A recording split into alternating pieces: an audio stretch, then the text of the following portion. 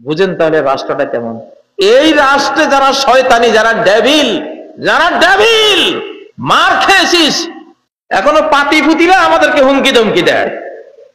হাতি গেল রসাতল, ছাগি বলে কত জল। শুনে রাখো,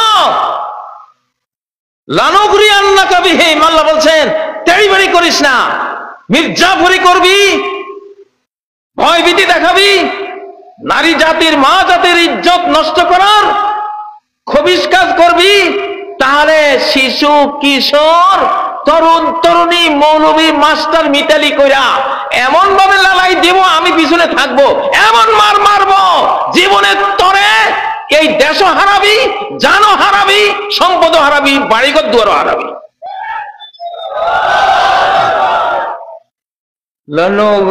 লানুগরিয়ান্নাকা বিহিম, এমন ভাবে হে মুহাম্মদ তোমাকে লেলিয়ে দেব, তোমার উম্মতকে লেলিয়ে দেব এইসব মির্জাফর মুনাফিক বদমাশদের বিরুদ্ধে। সুম্মা লা ইউজাবিরুনাকা ফিহা ইল্লা কালিলা, এই সভ্য রাষ্ট্রে সামান্য সময় ছাড়া টিকতেই পারবে না, দেশ ছাড়া হয়ে যাবে। যেগুলি গেছে তো গেছে, আর বাকি যেগুলি রয়ে গেছে এখন এগুলির দেশ ছাড়া হওয়ার এখন সূচনা হয়েছে আলহামদুলিল্লাহ। দেশ ছাড়া হবে কিভাবে, আল্লাহ হাল বর্ণনা করছেন,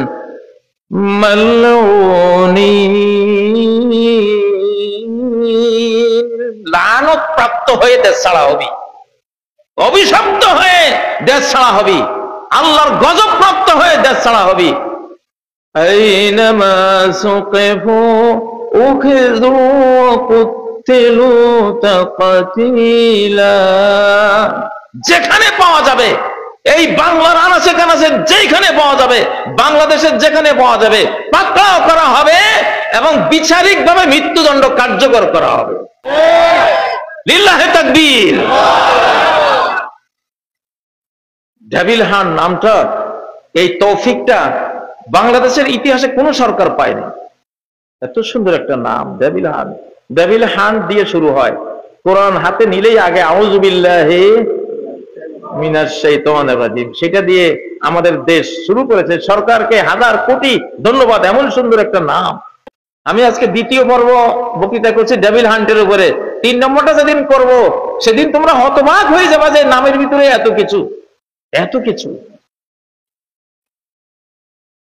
অতএব সাবধান করে দিয়েছি, মার আকাশ থেকে বরাদ্দ আসে। কোত্থেকে? ফেরেশতা বাহিনীর সাথে পারবেন? এক জিবরাইল আমিনের 600 পাখা, উনি এসব যুদ্ধের দায়িত্ব প্রাপ্ত।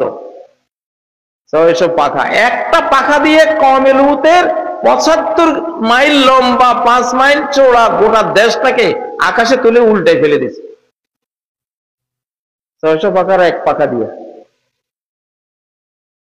তুমি যে বড় বড় জাহাজটা লই আসো, এগুলি একটা পাখা দিয়া উল্টে দেওয়ার ক্ষমতা আছে না নাই? ও ভাইরা, এই আয়াত থেকে সূরা আহজাবের আয়াত পড়তেছি 60, 61, 62। আচ্ছা, আল্লাহ দেখেন, এই যে তোমরা অনেকে বলতে পারো এটা তো নবীজিকে আল্লাহ বলেছেন, এটা কি আর আমরা পাবো? আল্লাহ তো না। আল্লাহু আকবার। আল্লাহ কি বলতেছেন? আল্লাহ বলতেছেন যে সুন্নাতাল্লাহিল্লাতী ক্বাদ খালাত ফি সুন্নাতাল্লাহি ফিল্লাযীনা খালাউ মিন ক্বাবল। এটা আল্লাহর ইউনিভার্সাল আইন। রাষ্ট্রে মুসলিম মানচিত্রে যদি কেউ মুনাফিকি করে, মুসলিম মানচিত্রে কেউ যদি নিরীহ মুসলিম জনগণকে ভয়ভীতি প্রদর্শন করে এবং যদি নারী নির্যাতন করে, নারীদের ইজ্জত হরণ করার জন্য রাষ্ট্রীয় ক্ষমতা ব্যয় করে, তাহলে এই যে আমি ওদেরকে বহিষ্কার করি ওই রাষ্ট্র দেশ থেকে, এটা শুধু মুহাম্মদ সাল্লাল্লাহু আলাইহি সাল্লামের যুগে হয়েছে, পরে আর হবে না, এমনটা নয়, এমনটা নয়। ওয়ালান তাজিদ লিসুন্নাতিল্লাহি তাবদীলা। আল্লাহর এই নিয়মের কোন রদ বদল তুমি দেখবা না। যেই যুগে এই 3 শ্রেণীর ডেভিলরা আসবে, কয় শ্রেণী? আমাদের নিরাপত্তা বাহিনী, আমাদের সৈন্যবাহিনী, আমাদের যত বাহিনীরা এখন ডেভিল হান্ট করছেন, আপনাদেরকে কোরআন থেকে তথ্য দিচ্ছি। এই যে তিনটা হলো মূল ডেভিল। এক নম্বর মির্জাফর, এই দেশে থাকে, তার মন পড়ে রয়েছে আরেক দেশে, বুঝলেন না? তার দেহটা এই দেশে, মনটা পড়ে রয়েছে আরেক দেশে, এইটা এক ডেভিল। আর দুই নম্বর কি, আল মুরজিফুনা ফিল মাদিনা, মদিনা সভ্য রাষ্ট্রে এরা নাগরিকদেরকে ভয়ভীতি দেখায়, ভয়ভীতি দেখায়, আসতেছে অমুক দেশ আসতেছে, তো করে কি যে করবো, এই ভয়ভীতি দেখায়। এরা ডেভিল, এরা কি ডেভিল। তিন নম্বর ডেভিল, আল্লাযীনা ফি কুলুবিহিম মারাদ, অন্তরের মধ্যে নারীদেরকে স্ত্রী হিসাবে পাওয়ার সেই পবিত্র ভাবটা নাই। ভাবটা হলো লুটেরা, চরিত্রহীন, ইফটিজিং করে নারীদেরকে অত্যাচার করবে, এই জাতীয় এই শ্রেণীটা, এরাও ডেভিল। এরাও কি ডেভিল। তো এদেরকে দেশ ছাড়া করার দায়িত্ব কে নিয়েছেন? তিনি মুহাম্মদ সাল্লাল্লাহু আলাইহি সাল্লামকে লেলিয়ে দিবেন, যুগে যুগে মুহাম্মদ সাল্লাল্লাহু আলাইহি সাল্লামের উম্মতকে লেলিয়ে দিবেন। বাংলাদেশে এখন তোমরা যারা আছো, ইনশাআল্লাহ আমাদের শারদুল্লাহ, রয়্যাল বেঙ্গল টাইগাররা তোমাদেরকে লেলিয়ে দিবেন ইনশাআল্লাহ। লেলিয়ে দিয়েছে না গত 5 তারিখ থেকে? অনেকে অনেক রকম ব্যাখ্যা করে, ইস কি জানি হয়েছে, কিচ্ছু হয় নাই, আকাশের মার। কার মার?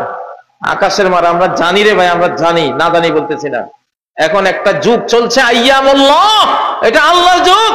গত 100 বছর শয়তানের যুগ ছিল, এখন এটা রহমানের যুগ।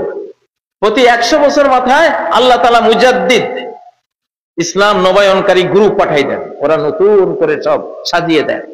1924-এ কোরআনের শাসন বিদায় হয়েছে তুরস্ক থেকে, 2024-এ 100 বছর পূরণ হয়েছে। 2024 তাজদীদি সাল, মুজাদ্দিদি সাল, সংস্কারের সাল, বাংলাদেশ সংস্কারের সাল, গোটা বিশ্ব সংস্কারের সাল হলো 2024। নরমাল কোন সাল না, এটা কি, এটা বিশাল এক মহিমান্বিত সাল। অতএব আইয়ামুল্লাহ শুরু হয়েছে। এখন মুসলিমরা ধীরে ধীরে এগিয়ে যাবে, ধীরে ধীরে গোটা বিশ্বের সব জাতি ইসলাম কবুল করবে। আস্তে আস্তে আমেরিকায় ইসলাম ছড়িয়ে পড়বে, তারাও ইসলামকে বুকে নেবে। ইউরোপে ইসলাম ছড়িয়ে পড়বে, ইসলাম কবুল করবে। অস্ট্রেলিয়ায়, রাশিয়ায়, ভারতে, সর্বত্র ইসলাম ছড়িয়ে পড়বে এখন ইনশাআল্লাহ।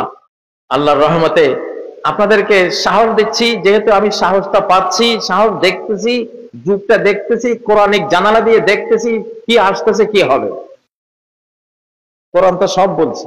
কোরআন তো কিতাবটাই হলো ভবিষ্যতের কিতাব।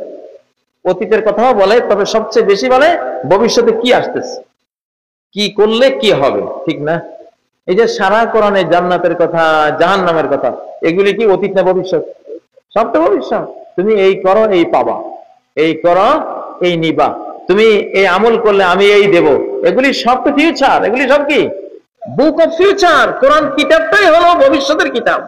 কয় হুজুরে এত ভবিষ্যতের কথা করেন, বাবারা আমি তো কিতাবে মুখস্থ করছি ভবিষ্যতের, ঠিক না? ঠিক, ভবিষ্যতের কথা বলবো না, কিতাবে তো আছে, সব কিছু আছে। তো এই জন্য মাদ্রাসার আল্লাহ তাআলা উন্নতি দেন। বিয়ানী বাজারের এই মাদ্রাসা, আমার বেয়াই কামালউদ্দিন জাফরি সাহেব এসেছেন। আমরা 3 বেয়াই, সাইদি সাহেব এক বেয়াই, জাফরি সাহেব একজন, আমি একজন, আমরা 3 জন কিন্তু বেয়াই সিরিয়ালি। তো এক বেয়াই তো আল্লাহর কাছে চলে গেছেন। উনি তো এই বাংলাদেশে মাহফিলের জগতে কোরআনকে নিয়ে এসেছেন সবচেয়ে বেশি জাতীয়ভাবে। আল্লামা দেলাওয়ার হোসেন সাইদি রাহিমাহুল্লাহ, আল্লাহ ওনাকে এর উত্তম বিনিময় দান করেন। তারও আগে এই মাহফিলের এই সুন্নাহটা যিনি এই দেশে তৈরি করেছিলেন, তিনি মুন্সি মেহেরুল্লাহ রহমতুল্লাহ আলাইহি। খ্রিস্টান মিশনারিদের থেকে দেশের ঈমান বাঁচাবার জন্য হারিকেন নিয়ে বাড়ি বাড়ি গিয়ে 5 জন 6 জন জড়ো করে যে বুঝাতেন, সেটাই আজকে 5 লক্ষ, 10 লক্ষ, 25 লক্ষে পরিণত হয়েছে, আলহামদুলিল্লাহ।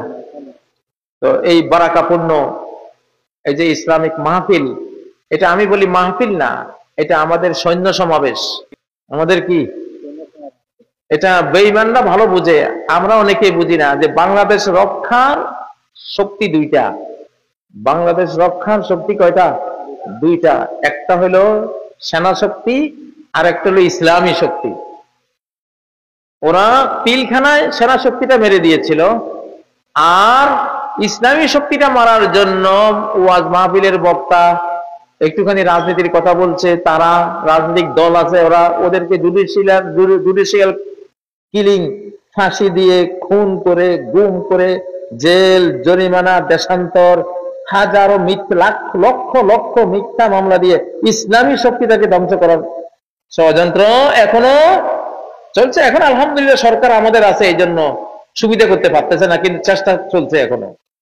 তো এই দুই শক্তি, একটা হলো সেনা শক্তি, আরেকটা কি ইসলামী শক্তি। এই দুই শক্তি হলো বাংলাদেশ রক্ষার মূল শক্তি। তো আমরা আশা করি আমাদের সেনাবাহিনী আর আমাদের এই যে মাহফিল বাহিনী, ইনশাআল্লাহ দেশের যে কোনো প্রয়োজনে এই দুই সৈন্য বাহিনী আমরা কোটি কোটি সংখ্যায় ঝাঁকে ঝাঁকে আবাবিল, আল্লাহ যেটা বললেন ওয়ারসালা আলাইহিম وَأَرْسَلَ عَلَيْهِمْ طَيْرًا أَبَابِيلَ, তিনি পাঠালেন তাদের উপরে ঝাঁকে ঝাঁকে পাখি। আল্লাহু আকবার। আমাদের আবাবিল এখন রেডি আছে।